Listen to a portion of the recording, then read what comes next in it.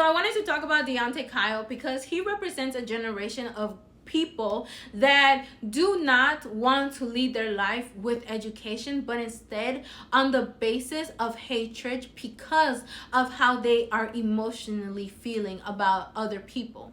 Before the tweets about Latinos, I knew nothing about Deante, so when I saw tons of people that I'm following repost him, that I saw people online just praising him, I was flabbergasted because it really shows you how Candace Owens is so right, because the biggest threat to Black people and other minorities is not white people, it's not white supremacy, it's our lack of education.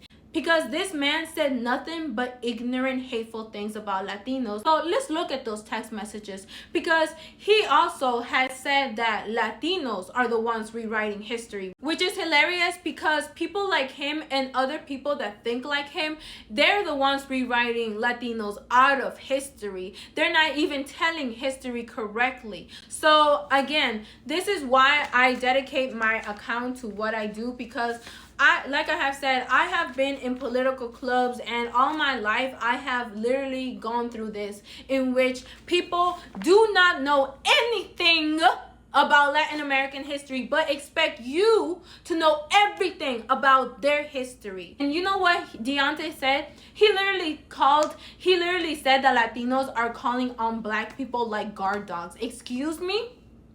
Black people are the ones who have been getting helped by Latinos throughout history, even before the civil rights movement.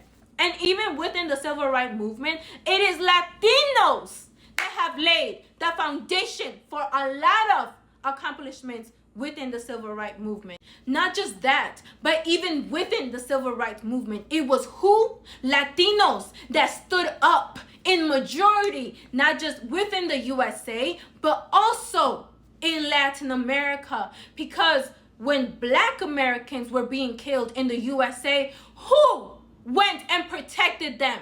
It was Latinos that went and protected people in the Black movement, like Assata Shakur. And see, I dedicated this account because I am sick and tired of people. Back even in high school, when I was in political debates, I was sick and tired of people dedicated to dividing a group of people that have always been unified.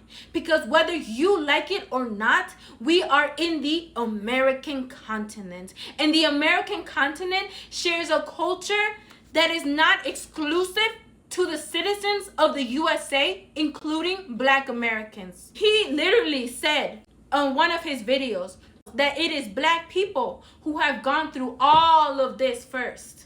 Yet that is true ignorance, because it is African people and Latin Americans who were the first ones that were involved in colonization and slavery. Because where is colonization and slavery rooted in? It's rooted in Latin America, not the USA. But see, a lot of people, because they're not educated, they don't seek education, they just seek division. They're not learning about that. They really truly believe, and this is what I've seen debating people truly believe colonization and slavery began in the USA.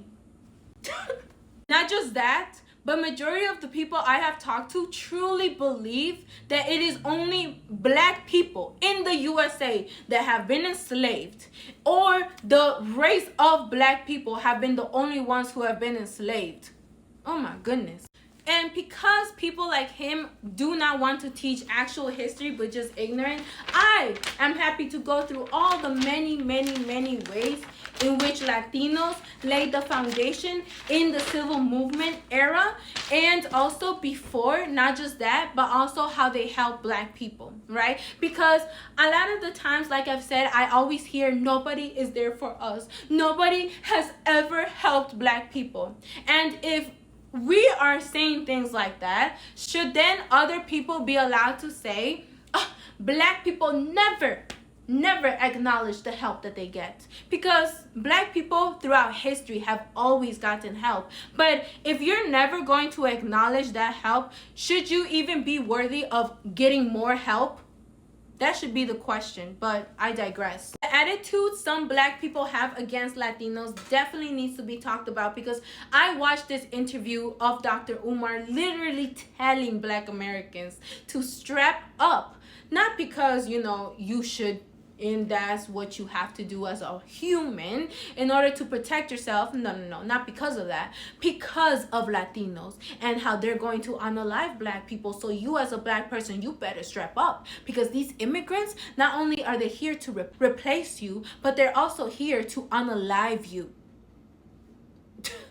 Yeah, we're gonna get into that video. But let's get into these tweets and what people are praising, because people are also super happy that he did not apologize, because that's very key. He said he might have been drunk, but baby, he said what he meant, and he meant what he said. Okay, sir, so let's get into it. It says functional solidarity. Black people have to reckon with anti-blackness being pervasive throughout all cultures, white and people of color alike. Humanity and empathy, and not wanting to see people done how we've been done. Aw, how sweet. Then being called upon like guard dogs from people who not only don't answer our calls to justice, but are on the phone with our enemies. So it's kind of fuck y'all till y'all figure it out. Yeah. It's black and brown pride today, and I'm a N-word tomorrow. All risk, no rewards. So he tweets again, right? And puts in quotes, "You're feeding into white supremacy," because that was his backlash. And he says, "And exactly what the fuck have y'all been doing this whole time?" Oh my God. He says, "Y'all have always had overwhelming support from the black community in your struggles. That's documented. Yet you degrade us. Now that we've taken an uncommon yet contrary approach to this situation, you still degrade us while calling on us for support? No call out to white liberals? No call out to Asians? Nah." Let's put it on the N-words. Who we don't respect enough to stop saying N-word. By the way, none of y'all respect us. Fred formed the Rainbow Coalition. Which of y'all kept it going post his assassination? Yeah. So as you guys can see, that was a lot, and we're gonna have to make a part 2, because I didn't even get into how Latinos have been crucial to the civil rights movement and how they laid the foundations for different achievements. Because a lot of people even go online. I've even seen Latinos say that, oh, because of black people we're able to go to school, because of black people we're able to vote, because of black people we're able to exist. I'm just playing, but no, for real.